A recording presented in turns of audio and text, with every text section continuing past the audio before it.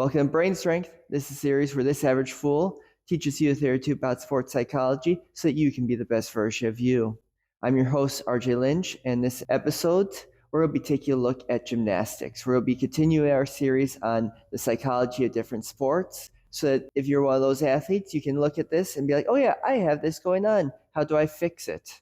Or at least do something about it. Without further ado, let's get things going. So, as always, I want to start out with the idea of personality.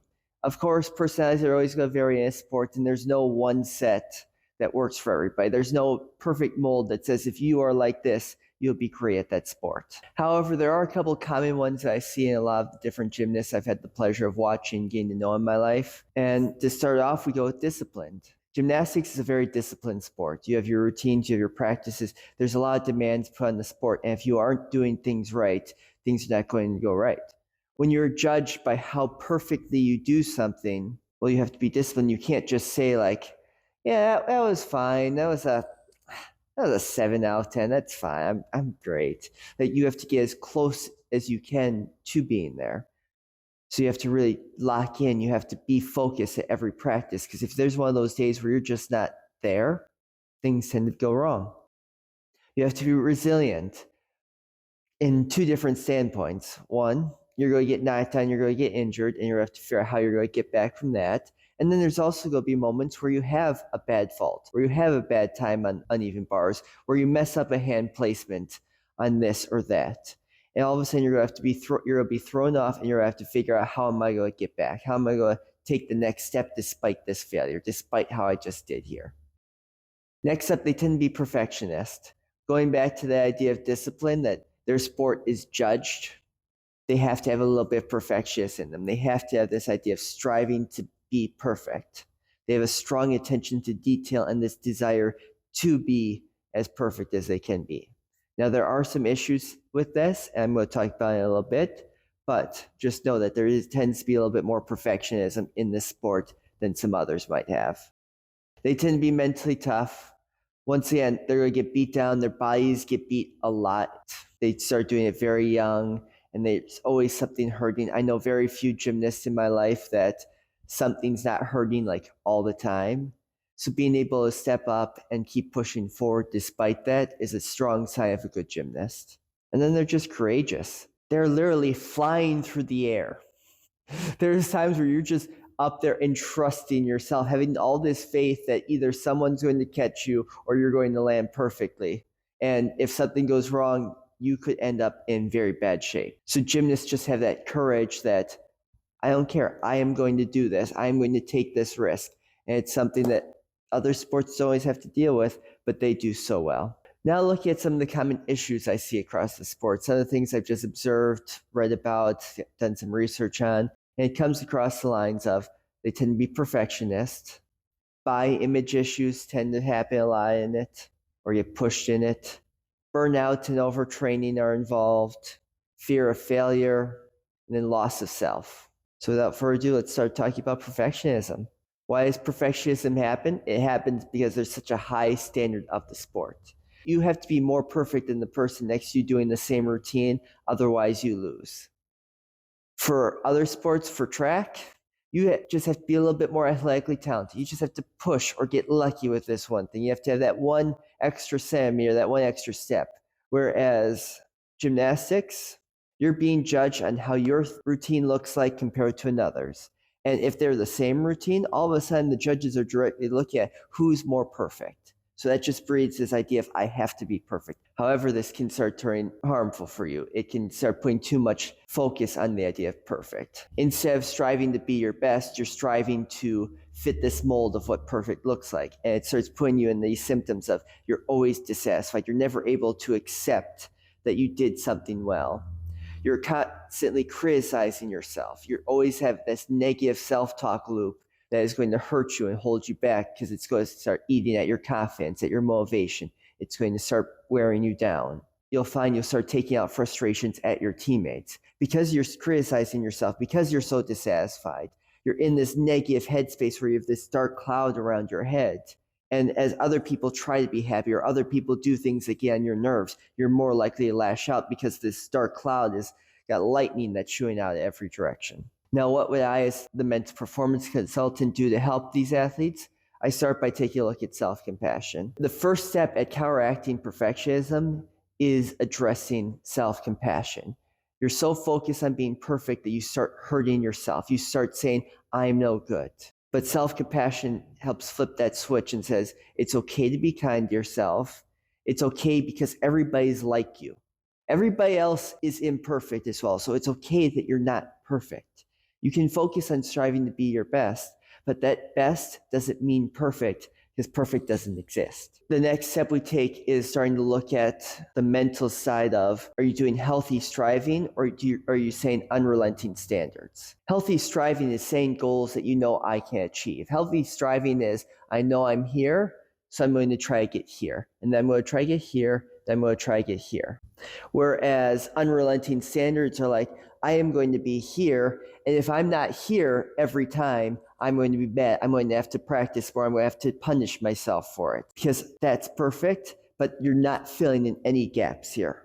And when you have those unrelenting standards, you start to lose motivation because you're like, I can't get there. In tune with that, I start off by using bronze, silver medal goals and small win celebrations. So bronze, silver, and gold just means, all right, a gold here is a 8.9 out of 9 for this routine. It's not, I know I'm not going to hit 9, but 8.9 is like, I think I can get there, and that would be pretty awesome. Then maybe the silver goal is an 8. It's still pretty good. It's still probably going to get me in a spot to be competitive, to possibly win the event, or going to set me up well, but it's not quite where I think I can be. And then maybe the bronze is a 7.8. And you're just like, yeah, that's kind of my low bar. That's the worst case scenario where if I just have a terrible day, I should still be able to get there. So that even if you just hit that bronze goal, you're like, at least I was able to get that done. I was at least able to hit what I think I should be able to maintain. And then if you get more, it's just like, yes, I'm taking that step. I'm getting better. And then when you have those wins, those moments where you hit that goal, you have to celebrate it. The thing about perfectionism is they usually don't celebrate goals because they're never hitting their goal. They're never hitting perfect, so you can't celebrate. So instead, by setting up those little goals, those little things here or there where it's just like, I did this, it may not be perfect, but I did do better than I did last time, I should celebrate. I should enjoy the fact that I did improve. Next issue we take a look at is body image. So as a sport where you're in a tight leotard, tight clothing, and you're always being judged by how something looks, you tend to start thinking that all the eyes are on you. And you think that, well, if the judge sees my fat rolls as I'm doing a spin, they're going to say I'm less perfect than the person that's a little bit skinnier doing it. Like, even though that mentality is usually not right, there are some crummy judges out there, granted, but it's usually not right that that's the sole thing that they're focusing on. Our brain just starts twisting, and then we get into this idea that we have to be skinny. We have to be perfectly skinny as well. This perfectionism and this ordered eating tend to go hand in hand. You're excessively focused on your weight, thinking you have to be at this exact weight, this perfect weight to be what it is. And then you find you hit that weight, and then you're like, still not skinny enough. Gotta get skinnier. You have to lose more fat. Once again, you have negative self-talk. Once again, you have negative self-talk going for you, so you start saying things like, I'm a stupid flying pig. Yeah, I'm in the air, but a flying pig is at best, and it's not good for you. It wears you down even more. As the NPC, what I do to help with this is start off with referral. I'm not qualified to help with disordered eating. Now, there are some things that we can hopefully do before we get to disordered eating, which is usually exploration of other things that this is hurting. So your body image issues, the negative self-talk, usually is going to hurt your confidence, your motivation. You get worn down, burnt out, overtrained because your brain is just exhausted. So maybe you're not at disordered eating, but you're just in that realm. So we're going to start looking at your self-talk, and we're going to try to take it to a more neutral body image self-talk, to more of, I understand I'm not happy with how I look all the times, but I need, this body is important to me because it helps me do what I need to do. Things like that, where we take this recognition of, I recognize I'm not happy, but I also know it's doing its best. It's helping me. Then we do things like group collaboration. Body image is one of those things where you need multiple people involved, because it's one of those things that's a 24/7 thing. You're always thinking about food, you're always got this, so we need people to intervene at multiple stages. Then we also have to do some social support monitoring. We look at coaches, we look at friends, we look at parents. Are they the ones putting these negative thoughts in your head? And how can we have conversations to get past it so they stop holding you back? Issue number 3, burnout and overtraining. Gymnastics is a very demanding sport, and it's one that we start when we're very young, like 3, 4, 5 years. And then even from then, we're practicing 2 hours a day, going through things, discipline, have to be locked in all the time, because if we're not, we're going to get hurt and things are not going to be right. And there's a lot of pressure there. Then there's the pressure that if we're not successful by the time that we're 16 and looking at, ooh, can I go to the Olympics? There's that pressure that if you can't, you're kind of in that, well, I'm never going to go pro then, because if I hit college and I'm not being looked at, being trained at the higher level, I'll never get to the next spot, because gymnastics is generally a younger person sport. So we push it hard so that we could get as much as we can in the little time that we have. But what happens is we start burning out. We start hitting overtraining, where our brain's just kind of spittering and spattering, like pop, pop, pop, pop, pop, pop, pop, like a car dying along the road. And what happens is we start seeing we're not as motivated. We're just getting tired. Our brain's fatigued. We're emotionally and mentally detached. We're so just drained of everything possible that we just start to get zoned out in our own world, and we really just don't feel the same way that we should. Or we start hitting just physical fatigue. You've worn your body down so much, it's just goo on the floor, and it's no good to anyone. Now, when we hit the point of burnout, we just have to stop. Things are just done usually at the point of burnout, and you just have to take rest for hopefully a short period of time, but usually a long period of time. But before we get that, to deal with overtraining and to deal with the signs and symptoms of burnout before it actually hits full blown, we start off by addressing self-care days. You have to have something set in stone that you are taking time for yourself, that you are actually taking care of yourself. Look at what that means and what helps rejuvenate you so that you can come back and not feel burnt out, so that you can feel things again. Then there's conversations with coaches of just properly periodizing it. Are you taking a month of the year out just to rest and recover? Are you taking time where you're not going balls to the wall all the time? Are you building so you have that slow ramp up, that curve up, and then that rest, that curve up, and then that rest, that curve up, and then that rest, so that your body can bounce back from the highs with a little low, but knowing that you're a little bit higher than you were when you started. Then we have to explore identity and relaxation training. So one of the things with burnout is we get so attached to gymnastics, we get so attached to our sport, that becomes who we are, and it consumes us all the time. So that even on our self-care days, when we're doing our relaxation, our mind's still focused on, oh, I have to do this, I have to do that. If I want to be best at my sport, I have to be this and that. And then all of a sudden you're just like, so we have to look at what we are outside of sport so that we can actually step away from it and truly relax. And then just doing some more relaxation training through mindfulness, muscle relaxation, just addressing where you're feeling all your stress, all your tension right now, and letting it go for a bit. Next up, we have fear of failure. This happens in most sports, but in gymnastics, it can be a little bit more treacherous, because we can just fear making a mistake, or we can have so much fear going in a routine that clouds our judgment, and we actually do something that's worse. The symptoms of this often look like overthinking our routine. We're reluctant to try a new skill because we feel like if we try it and we fail at it, then that's an attack on our self-worth.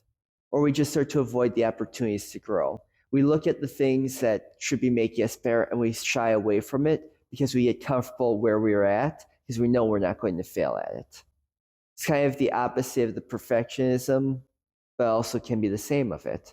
You know you can do this routine, quote unquote, perfect, but it's never going to get you to true perfection. So you have these two perfects fighting against each other, and you're just sitting there like, I don't want to do it. I'm scared. It's terrible. I could fail. I could look like a fool. And we have to get past that so you can truly grow. What I do, we set process goals.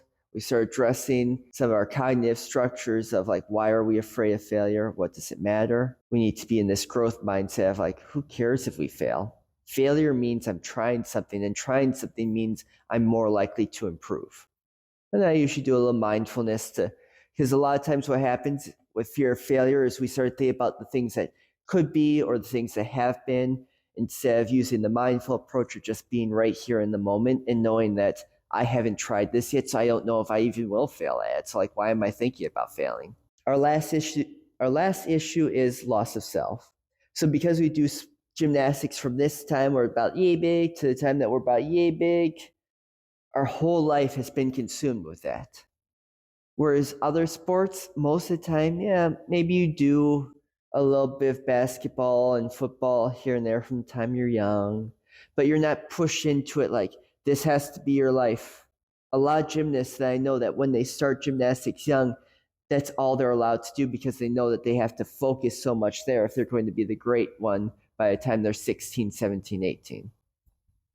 Basketball, football, you can not pick up the sport until you're in late elementary, middle, early high school, and all of a sudden just have a natural gift for it. You can be great. Can develop other things around that and other selves. Whereas gymnastics, you're kind of just taught that this has to be your life, otherwise you're going to suck. So what we see with some issues here is there's usually issues transitioning from your sport. So when you have to make a retirement, you kind of get very depressed, you get sad, your life is kind of lost. You have problems coping with injury, or you're so focused on your sport that the rest of your life kind of just disappears. Your school work isn't great. Your friendships might not be great. Your relationships with others, all these things are just kind of suffering because you're so in gymnastics. So things that I do is I help explore identity. We start exploring what sport means to them, like why is it so important and what else can replace it. Then we do a little reflective journaling. We look at the things that matter to us and just kind of go from there. So all in all, what does the successful gymnastic athlete look like? There's someone who's committed to their sport, but they also understand that commitment doesn't mean fully everything. Like they know where to draw their line on the commitment as well, so they can also be these other things they are in their life. So they can be a student, so they can be this and that. They tend to be very precise. Yes, maybe they're not perfect, but they're precise with what they do. They do things with intention. They have reason to it. They're confident. Yeah, they know they can fail, but they're not afraid of it. They're going to step up there and just go do it. They adapt. They know that things will happen throughout it, and that's okay. They can get up and change and make a shift. They're team-oriented. Well, gymnastics, you only are you when you're performing. It's a sport that really is about team. It's about pushing each other. It's about making each other better and cheering for each other, being happy for each other's wins. They're tough. They're going to get beat down. They're going to have days where it's going to be terrible, but they're always able to get up. And that's the amazing thing about great gymnasts. They find ways to get up. So that's all I have for this week. Do you have any questions or like this kind of stuff? Leave a like, comment, subscribe, follow, all those good things. And until next time, if there's anything today that I said that you found offensive, I hope you can forgive me. If you say anything in the comments that I find offensive, I'll forgive you. Brain strength, out.